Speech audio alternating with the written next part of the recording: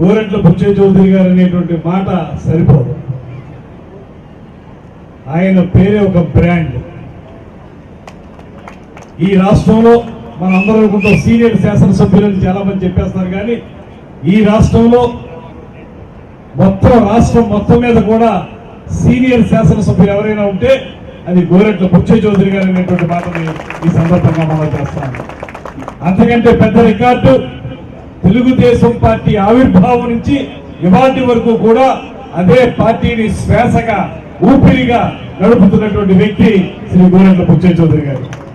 అదే కాకుండా ఒక ముఖ్యమైనటువంటి అంశం చెప్పాలి. నాకు తెలిసి నేను విద్యార్థి దశ నుంచి కూడా రాజకీయాల్లో ఉన్నాను. రాజకీయాన్ని దగ్గర నుంచి పరిశీలించినప్పుడు నేను చూసింది, గతంలో చాలా మంది శాసనసభ్యులు చేశారు, చాలా మంది నాయకులు ఉన్నారు. రాజమండ్రి అంటే ఆధునిక రాజమహేంద్రవరాన్ని తయారు చేసినటువంటి మోడర్న్ ఆర్కిటెక్ట్ ఎవరంటే అది గోరెంట్ల బుచ్చయ్య చౌదరి గారి మాటలో ఎటువంటి అనుమానం లేదు.